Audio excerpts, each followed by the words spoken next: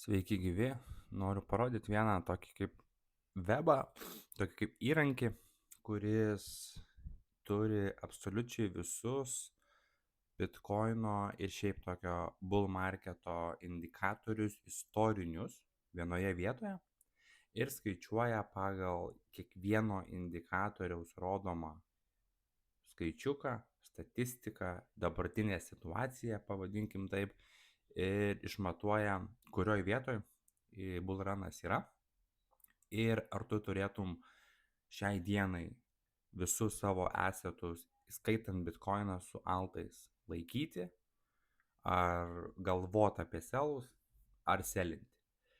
Tai nėra magiškas indikatorius, tai nėra kažkoks stebuklingas puslapis, kur dabar tu prisijungsi, o čia sako laikyti, tai laikysiu, o čia sako selint, tai selinsiu ir čia žodžiu išsisprendžia visas gyvenimas ir viskas pasidaro paprasta.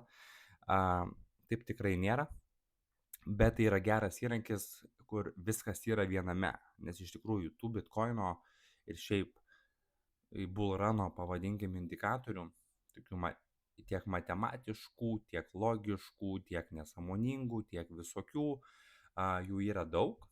Ir kada yra įrankis, kur viskas yra sukrauta į vieną vietą, yra žiauriai patogu matyti, kurie iš tų indikatorių hitina jau selo arba neselo signalus. Nu ir tu pagal tai gali pats spręsti, ar bent jau kažkokią tai strategiją pradėti dėlioti. Tai šitas dalykas yra iš CoinGlasso, yra vienas iš pagrindinių puslapių, kuris rodo labai fainus chartus ir labai aiškiai atvaizduoja duomenis. Tai nueisite į coinglass.com, galite eiti per šitą linką tiesiai, tai yra /bull market peak signals, ir atsidarysite šitą linką ir čia matysite visą šitą bull market peak indicators, sell at the top. Tai šiai dienai viskas yra atnaujinta prieš pusvalandį ir visi, ta prasme, nei vienas bitcoino ir bullruno indikatorius nehitina ties, kad esame viršūniai. Tai yra pyko indikatoriai, kad tu esi jau viršūniai. Tai šiai dienai iš visų 30 indikatorių, tų pagrindinių, nei vienas nehitina, reiškia, yra 100% holdas, visi esate, ką jūs turit, įskaitant didžiausius ir mažesnius, šiai dienai yra visiškas holdas, nes ir kaip ir minėjau anam video, kur rodžiau bull marketo analitiką, kad tiek ekonominiai indeksai makro vaizdu, iš palūkanų normų, iš ASM, dar kiti dalykai, jie dar nerodo jokio altcoin seasono, bet vėlgi, aš tikrai ne kažkoks, ta prasme, kas aš toks, kad pasakyčiau, kad mes dabar kilsim arba krisim, aš tikrai nežinau, ar mes kilsim ar krisim, bet aš paprasčiausiai vadovaujuosi tom, kom vadovavausi N metų atgal. Ir tikrai galiu pasakyti, kad šitas marketas yra jau kitoks, jau jis yra visiškai, pavadinkim, paveiktas skirtingų institucijų, skirtingų tokių, pavadinkim, žaidėjų, kur viskas vyksta nebe taip ir tikrai joks altcoin seasonas nebebus toks, koks buvo. Šiaip daugelis dabar tokią daro kaip neteisingą mąstymą, kad sako, oi, tai čia dabar mes artėjam prie 2017 metų bullruno, bet reikia nepamiršti, kad net negali lyginti 2017 metų bullruno su šiandiena, nes 2017 metais Binance, kas tuo metu buvo pati didžiausia kripto birža, buvo palistinta ten apie 300 šiam tokenų tik tais. Nekalbant apie jokius deksus, nieks nebuvo populiaru, nieks neegzistavo praktiškai tuo metu. Tai aišku, kad kai viskas kyla absoliučiai viskas. Kai tų tokenų sukurta markete nebuvo tiek daug. Šiandien naujų tokenų launčinasi po kelis tūkstančius per dieną. Aišku, didžioji dauguma miršta, net nespėja ten pasilaunčint, bet vis tiek, ta prasme, marketo dydis yra visiškai kitas, pinigų kiekis yra visiškai kitas, assetų kiekis yra visiškai kitas ir tikrai tas altcoin season, pavadinkim, jis nėra toks, kad oi, pizė, nusipirksiu kažkokį ten nesąmonę, kur baba pasiūlė ir mes dabar važiuosim į viršų, čia viskas kils. Tu turi jau biški turėti strateginį edžą ir marketas su kiekviena savaitė, ta prasme jau tai va jau paskutinius metus ir į priekį einant vis sunkėja. Gaunasi, kad paprastiem žmonėm, kurie nifiga nieko čia nesupranta ir tiesiog pasiskaito kokią knygą, pasižiūri kokį influencerį ir sako, o bitkoinas šizai, bis žiauriai geras dalykas, decentralizuotas kažkoksai tai assetas ir čia skaitmeninis auksas ir panašiai, perku nežiūriu į kainą kiekvieną mėnesį, nu čia yra visiškas absurdas. Tai tokie žmonės finale su kiekvienais metais jiems darosi vis sunkiau išlikti pelningais markete, nes tiesiog visa marketo struktūra, taip kaip marketas juda, jis visada keičiasi, evoliucionuojasi, kaip ir viskas aplinkui. Ir tikrai marketas sunkėja uždirbti kažkokius tai stabilius, gerus profitus ir panašiai iš šito marketo. Nesiveliant į skemus ir nesiveliant į tiesiog bitkoiną. Nes žmonės, ta prasme, jo, tu gali tiesiog pirkti bitkoiną, bet šiai dienai tu tam, kad padarytum 2x, 3x, iki 5x ant savo bitkoino asseto, bitkoinas turi padaryti 5x nuo dabartinės kainos. Ir tai gali užtrukti daugybę laiko. Jeigu iš vis įvyks, tai nebe tas assetas uždirbti daug, o visi average Joe ir paprasti žmonės nori uždirbti daug ir greitai ir ieško sekančio 100x ir panašiai. Dėl to veliasi į mažesnius assetus, o mažesni assetai tampa vis labiau sudėtingesni numatyti naratyvą, numatyti, kur marketas juda. Dėl to, ta prasme, nebeužtenka šiai dienai tiesiog, oi, pasižiūrėsiu tą, nu ir čia pizdu prisipirkau nesąmonių ir dabar laikysiu, kol pakils. Taip nebebūna. Ir dabartinis bullrunas, jisai bus tikrai žiauriai geras dar ir tada bus tokio dydžio krešas, bent jau mano manimu, iš viso to, ką aš žinau ir turiu tą, pavadinkim, informaciją ir žinias ir patirties, tas krešas bus toks, kad didžioji dauguma nebeatsigaus. Kalbu apie tiesiog assetus. Ir tu dabar turi labai gerai struktūrizuotai dėliotis portfelius į real world utility based assetus, o ne į kažkokias nesąmonės, kurios anksčiau gal generavo 100 000 x, bet dabar taip nebėra. Tai tiesiog atsiranda jau analitinis, logiškasis mąstymas kripto markete, nebe taip, kaip buvo anksčiau, kad, sakau, prisipirkau šūdų ir dabar viskas šaus į viršų, vamzdynas sprogo ir pizė, viskas kyla. Prasme, taip nebėra.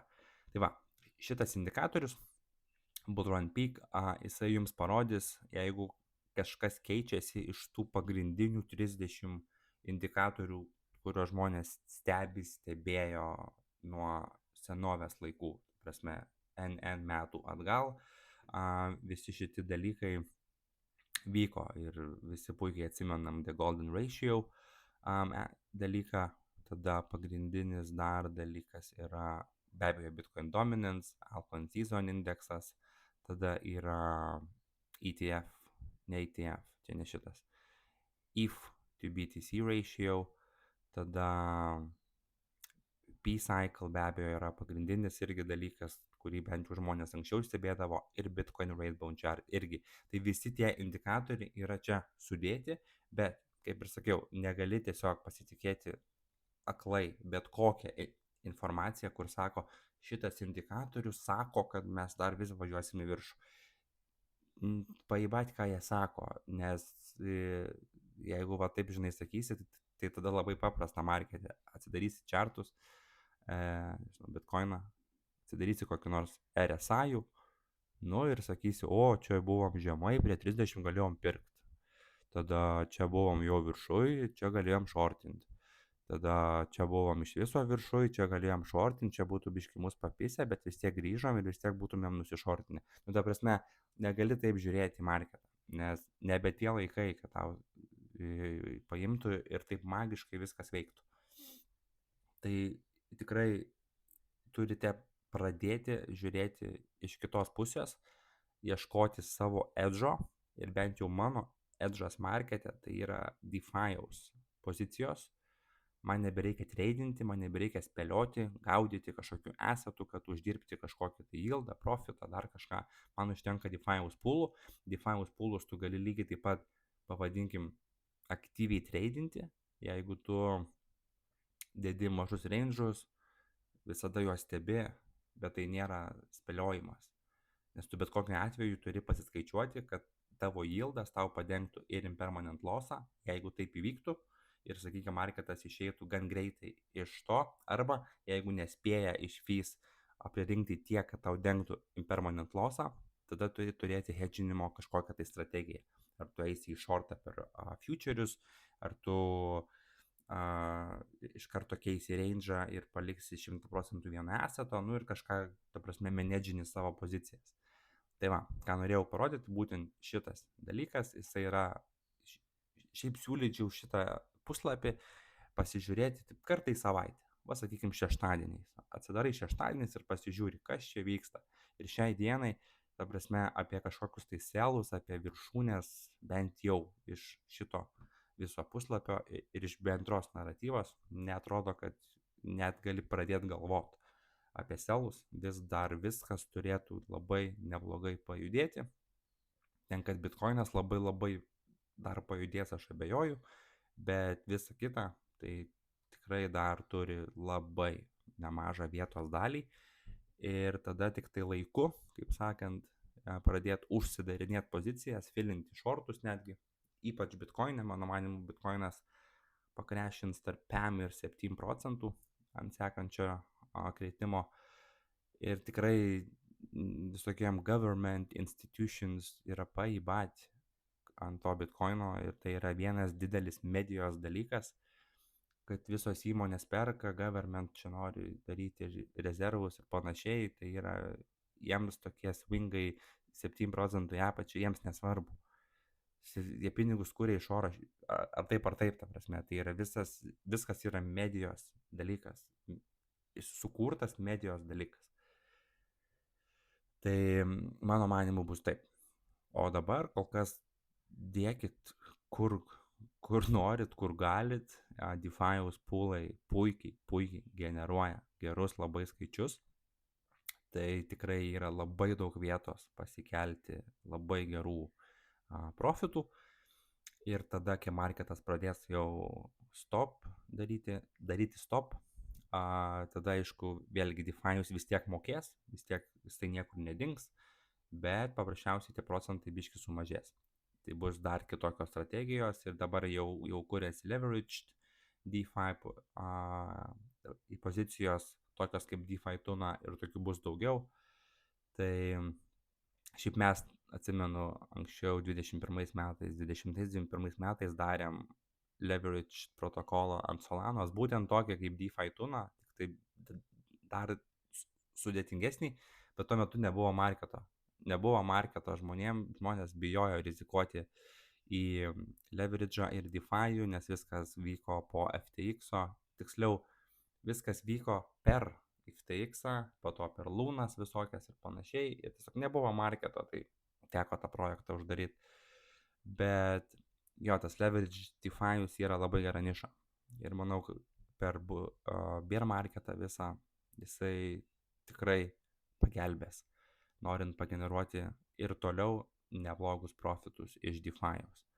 Tai va, parodžiau šitą puslapėlį. Dar vienas dalykas, ką noriu parodyti, tai yra liquidation max painas.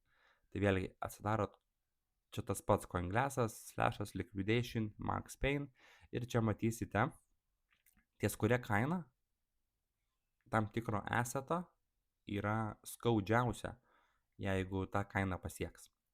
Ir čia yra liquidationai tai yra per futurių marketą. Tai ties kuria kaina stovi daugiausiai orderių, kur bus paimta stop lossų arba liquidationo kainų pasiekta. Tai gaunasi žmonės eina į losą. Tai kaip pavyzdys, va tarkim, per paskutinės 12 valandų per parą, per tarkim 2 paras, šiai dienai, va tarkim, ant Solanos pasiekus 175,9, tai yra dar 2,4% į apačią, bus likviduota 16 milijonų vertės pozicijų. Tai yra pakankamai nemažai. Tai viskas, kas yra iki tol, yra mažiau nei 16 milų, tai tos likvidacijos gal nėra, kad labai jaučiasi, bet tipo max pain, tai yra didžiausias skausmas, bus pasiekus būtent šitą kainą.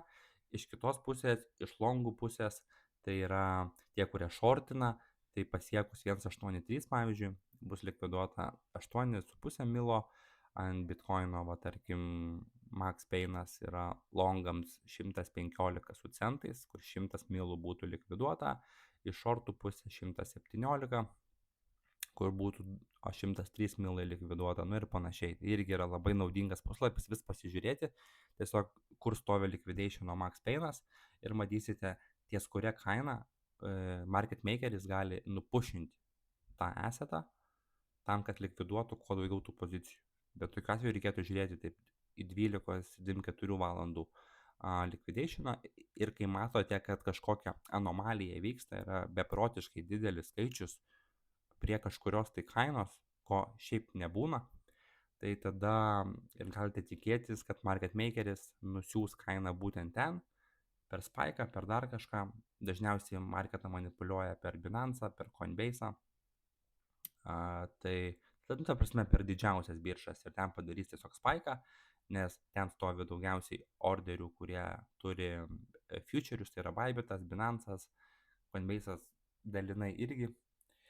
Ir tiesiog jie padaro spaiką, visus likviduoja ir viskas grįžta atgal. Tai yra tiesiog eilinė standartinė market makerio strategija. Tai va, dar šitas įrankis irgi yra naudingas.